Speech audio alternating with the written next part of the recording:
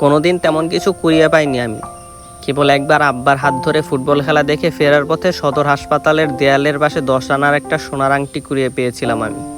আমার মা মাটির চুলার পাশে বসে কাঠ পোড়ানোর আগুন দেখে বুঝতে চেয়েছিলেন সেটা আসল সোনা কিনা। সেই আমার শেষ কিছু পাওয়া। আর আজ আমি গল্প বলতে বসলে 1000টা না পাওয়ার গল্প বলতে পারি।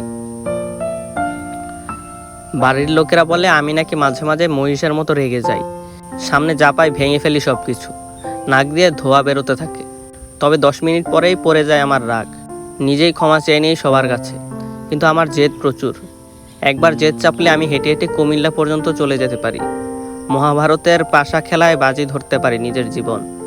তবে আমার সব জেদের একটা যৌক্তিকতা আছে, যার কারণে বারবার হেরে যাওয়ার পরেও আমি বেঁচে আছি। এত কিছুর পরেও আজও আমি একা হয়ে যেতে ভয় পাই, আর তাই লোকালয়ে যাই না খুব একটা। ভিড় আমাকে এতটা একা করে, নিজের চারপাশে তুলে দেয় একাকিত্বের দেয়াল।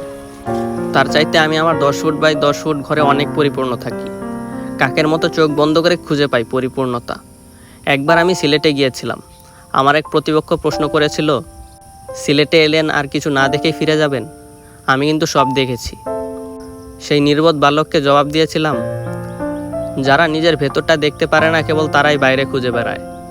আমি 1 মিনিট চোখ বন্ধ করে যা দেখতে পাই তা যদি সারা জীবন চোখ বন্ধ করে আপনি দেখতে পেতেন, তবে সারা জীবন চোখ বন্ধ করেই রাখতেন।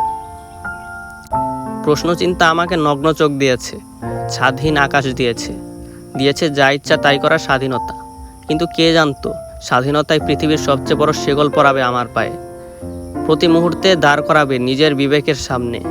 আর প্রশ্ন চিন্তার বিবেকগুলো যে ঈশ্বরের চাইতেও বেশি প্রশ্ন করে তা জানা ছিল না। তুমি কখনো পুরাতন ইমারত ভাঙতে দেখেছো? লোহার শাবলের আঘাতে ইটগুলো কিভাবে ভেঙে পড়ে। দৈনিক মজুরিপ্রাপ্ত শ্রমিকেরা এক একটা ইটের গা থেকে ঠুকে ঠুকে খুলে ফেলে চুন সুরকির আস্তর, আর তারপর বিক্রির জন্য সারিবদ্ধ করা হয় ইটগুলোকে। আমি আমার শরীরের ইটগুলো ঠিক সেভাবে খুলে ফেলেছি। হয়তো তোমার সামনে সারিবদ্ধ করে বলবো, আমার এই আছে, আমার প্রতিটা ইট তোমাকে দিলাম, তুমি বিক্রি করে দিতে পারো, অথবা তোমার শরীরের পাশাপাশি গড়ে তুলতে পারো নতুন আরেকটা শরীর।